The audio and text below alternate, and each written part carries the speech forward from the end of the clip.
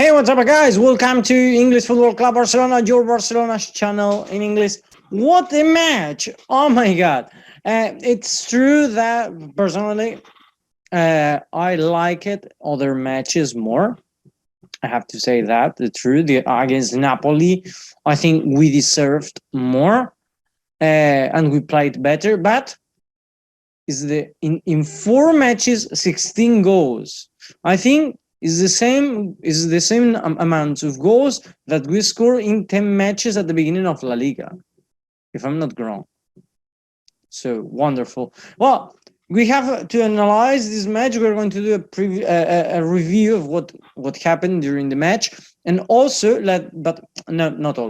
but let me remind you that if you like Barcelona, you like this kind of videos, and you don't want to miss any of our daily videos, or you don't want to miss any news about the team of your dreams, this is your channel. Here we analyze the media in Spanish, and we translate it into English for you to give it to you with love and nothing else. That's all. So without more delay, let's start.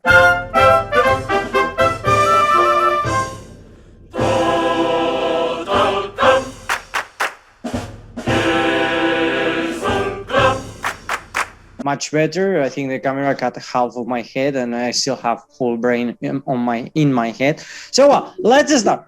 Yesterday in the Camp Nou, Barcelona against Athletic Bilbao, a match that promised to be wonderful. As I told you, Bilbao is always a very hard team. Yesterday they proved what I was saying. They closed behind. There was no space. It was very difficult to get in the area. Bilbao is a very well-worked team. They work very hard. The philosophy and everything. They are always a very hard team, with especially with teams like Real Madrid, Barcelona, Atletico Madrid, teams that are top. They get that extra, no? And actually you can see that extra always in the Super Cup or the King's Cup, no? That they are always in those kind of competitions, and they are always trying to play hard and to get protagonism.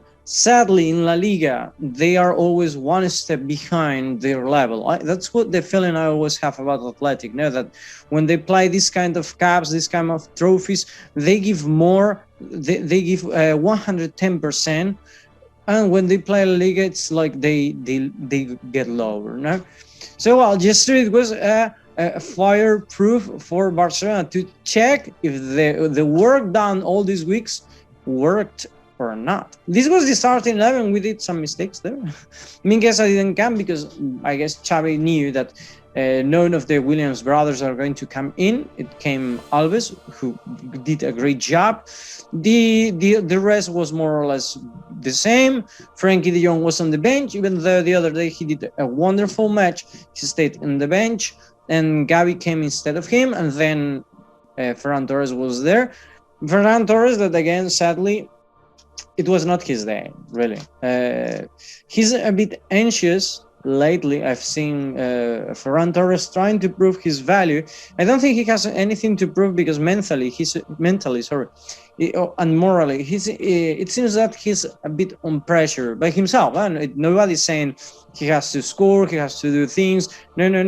He has to be who he is, because in Manchester City, he was a great player, and he proves his quality in Valencia, in the national team, in Manchester. So in Barcelona, I think he needs to relax and to let things flow.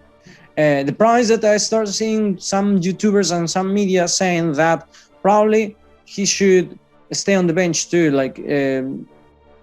because it seems that he has a kind of lack of how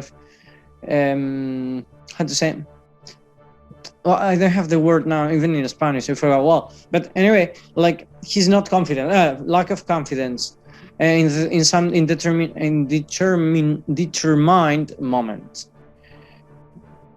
I don't think making away from the starting 11 will help, because that means that Xavi thinks that there are other options better than him, and that morally will be even worse for Ferran Torres. And I think he's doing a great job. And just as I'm saying, it was not again his match, but well, he did a good match. No, let's start. As I'm saying, I think the image of the day was this, and we are going to explain later. Bilbao was started playing thinking of the cup. They have the semi-final of the King's Cup in 2 or 3 days, and they focused on that. That was the most important match, because playing against Barcelona in the Camp Nou, you have a high percentage of probabilities that you will lose. So, well, I think Marcelino took the right decision. Personally, I think he did it well. But well, first minutes, Barcelona started pressuring really hard. It seems that they were determined to score the first goal within the first 15 minutes. Some things that start happening in Barcelona. The other day, we scored 2 goals in 13 minutes. Before we scored goals within the first minutes, and Barcelona wanted to do that. That's a very good tactic, because like this you start relaxed, and if the match finishes like this, you win. That's a very good tactic. The problem was that the ball didn't get in the goal. Okay, it was we sent many crosses from Adama, from Dest, who was playing on the left side, making Ferran Torres going a bit inside, and then nothing. No way to get around there.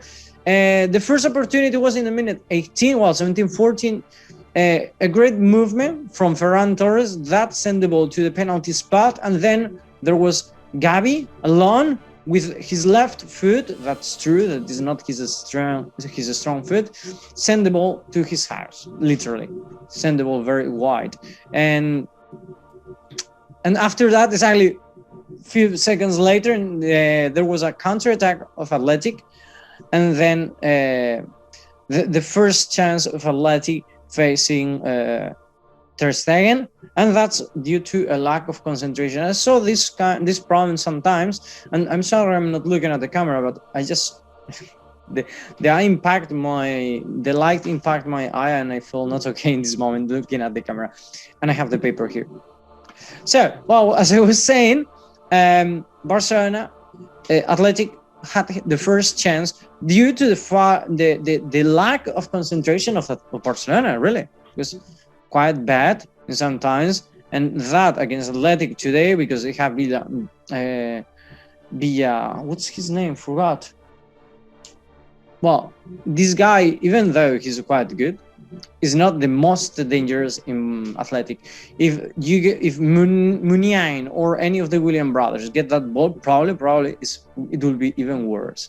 But well, thankfully, no goal. Barcelona, something that I saw, it's that we start having those automatism that we had with Guardiola and with Luis Enrique, and now we start seeing them again with Xavi. Those kind of, I don't need to see where my mate is because I know where he is. So even if you don't look at the player, you know where he is, you know more or less what you have to do without even thinking. That's very important in football, and it's been studied in many other aspects, that teams that start to create routines of play, those teams tend to create later to obtain better results than teams that don't do those kind of things.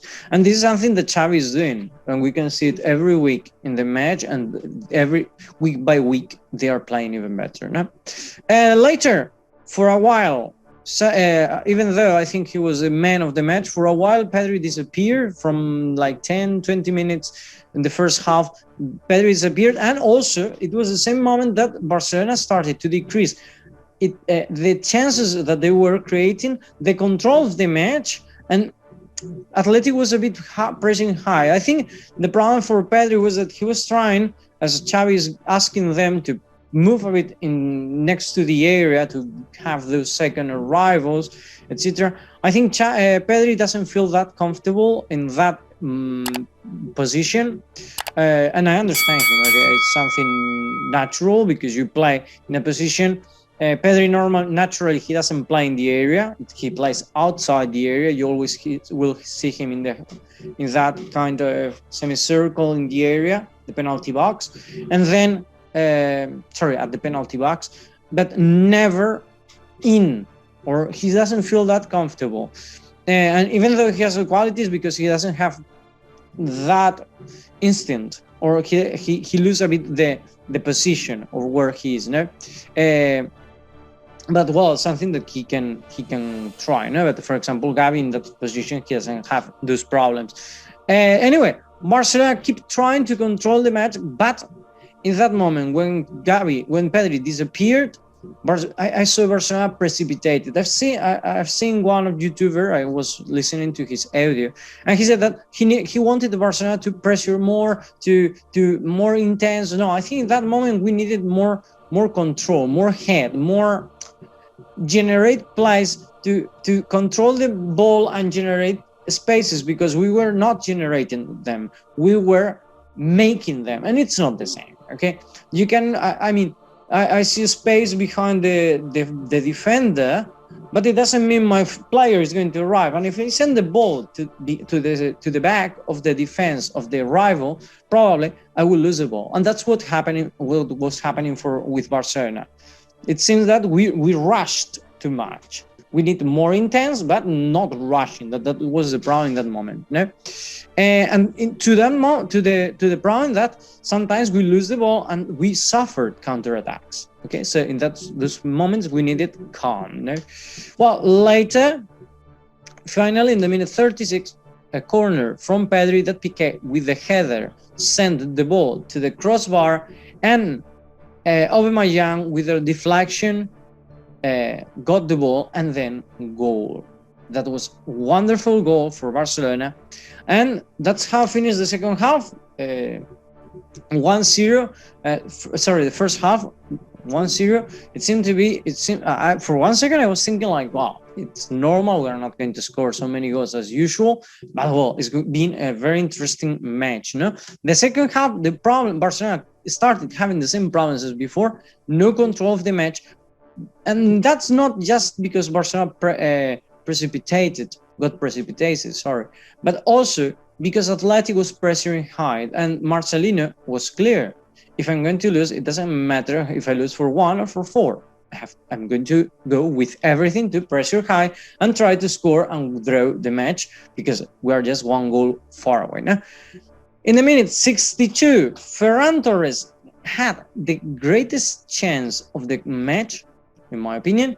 He got the ball alone.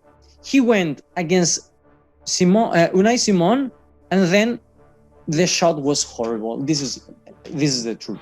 He could have done many other things, but the shot where he sent it was almost like he passes the ball, because he sent it to the teddy, to the goal, to the goalkeeper.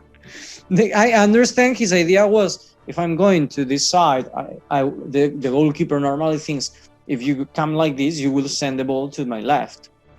So normally what the attackers do is I come from the left and then I send it to the right. Just like this, the goalkeeper will be lack of balance. Or I will get him with a lack of balance. But the problem is that didn't happen. The shot was horrible, and Unai Simon, without any problem, got the ball. No? Then changes because the match was not really good. The problem, also things that I like it. For example, Araujo and Piqué were very concentrated. They were stopping all the Athletic players. When the Williams brothers came, that they were the most dangerous for us because of their speed and their quality is wonderful. Piqué and Araujo were very concentrated, very focused, and stopping them and no letting them have even one chance. And that was wonderful for Barcelona. That helped us to keep the goal on 0. Then Gavi came for Frankie de Jong. Frankie de Jong came for Gavi, and then Dembélé for Ferran Torres. Dembélé that was whistle again. People disagreeing with him. I understand the people, but also it disturbs how we perform the matches sometimes, no, and that's sad. And in the minute 72, Dembélé scored a magnifique goal. That's French. Magnifique goal, really.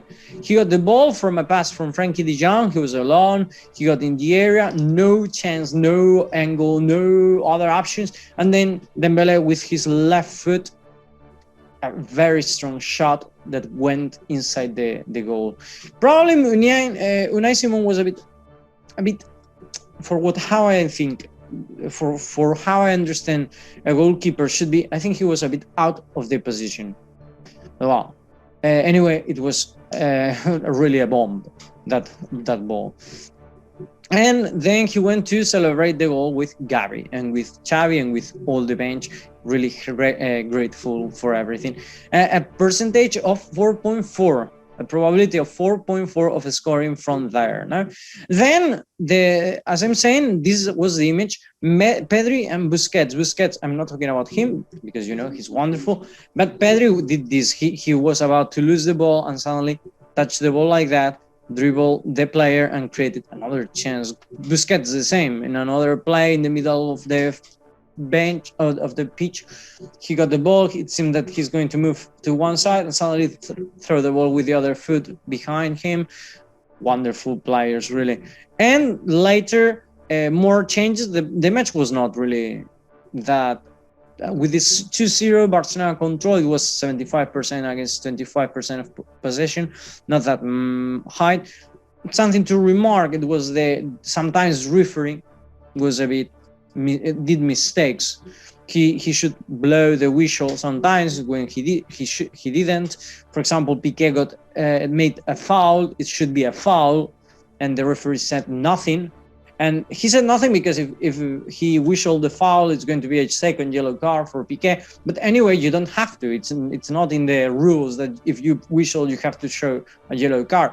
There were other players, etc. It's true that the player went alone, but if you whistle and stop the play, so you can say, well, no, I forgive him. It's going to be the second yellow card, and for that, I'm not going to put a red card. Finish the topic.